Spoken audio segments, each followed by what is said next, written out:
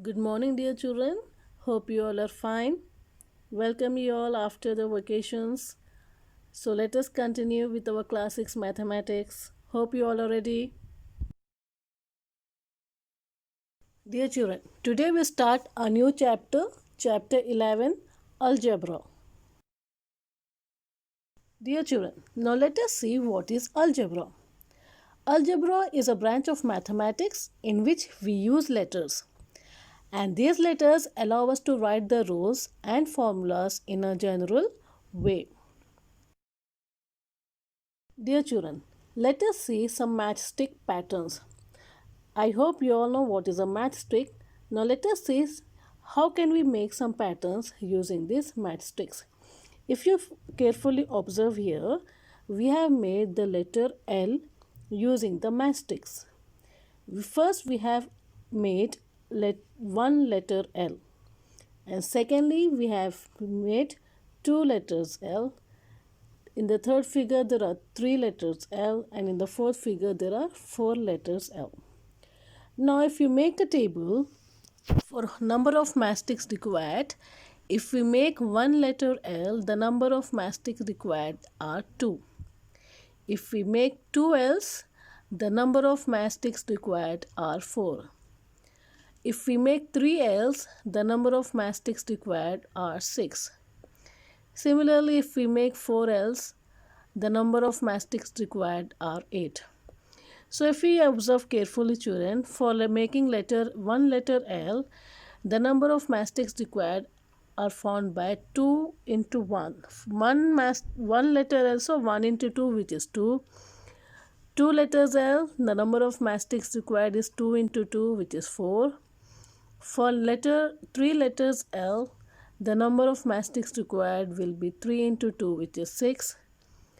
And for letters 4L, the number of matchsticks required will be 2 into 4, which is 8.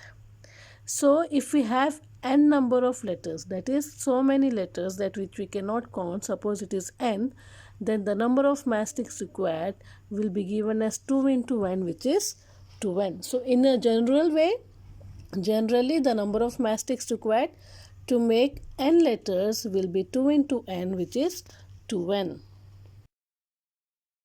Children, now let us see the matchstick pattern for the letter C. Here if you observe carefully, for making one letter C we need 3 matchsticks. For making 2 letters C we need 6 matchsticks. For making 3 letters C we need 9 matchsticks.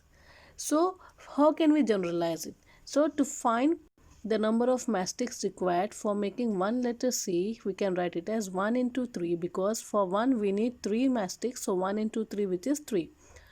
So for 2 it will be 2 into 3, which is 6.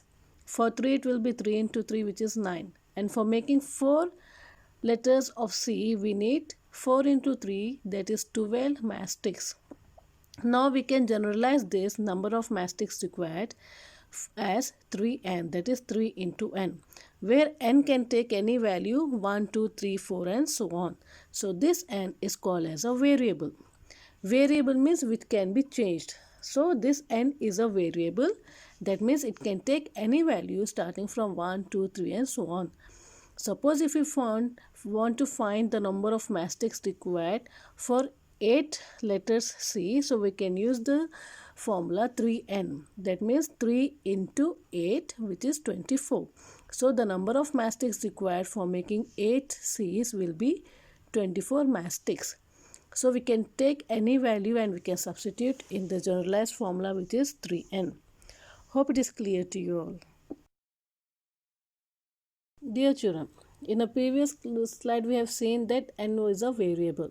So we can use any letter as M, L, P, X, Y, Z, etc. to show a variable. Now remember, a variable is a number which does not have a fixed value.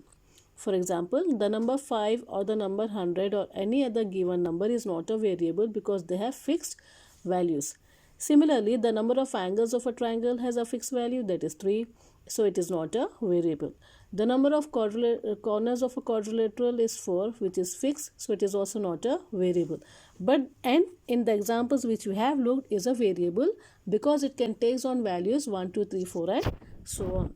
I hope you understood what is a variable. Dear children, now let us see use of variables in common rules. Now we know that perimeter of a square is given as 4 into side. Suppose if we take L as a side, then the perimeter of the square is given as 4 into L, which is 4L. And perimeter of the rectangle is given as 2 into L plus B, or 2 into L plus 2 into B, where L and B are length and breadth. Here both L and B are variables. That means they take on values independent of each other. That is, the value of one variable does not depend on what value the other variable has taken. So these L and B are variables which can take any value given as length and breadth. Hope you all understood these examples of variables. Dear children, now let us see some more examples of variables which are used in arithmetic. That is, commutative of addition of two numbers. Commutativity means we can add two numbers in any order. That is, a plus b equals to b plus a. So here a and b can be any values. If I take the values a as 2 and b as 3, then 2 plus 3 equals to 3 plus 2. So a plus b equals to b plus a is an example of variables we have used to define the commutativity of addition. Similarly, commutativity of multiplication of two numbers is given as a into b equals to b into a. That is, we can multiply the numbers in any order. For example, if a is 3 and b is 2, then 3 into 2 will be equal to 2 into 3, which is 6. Similarly, the third one is distributivity of numbers, which is 7 into 38 can be solved as 7 into 30 plus 8. That is 7 into 30 plus 7 into 8, which is 210 plus 56. So which gives us 266. So this is always true for any three numbers like 7, 30 and 8. This property is known as distributive of multiplication over addition of numbers. By using variables, we can write this property of numbers also in a general and concise way. Let A, B and C are three variables, then each of which can take any number.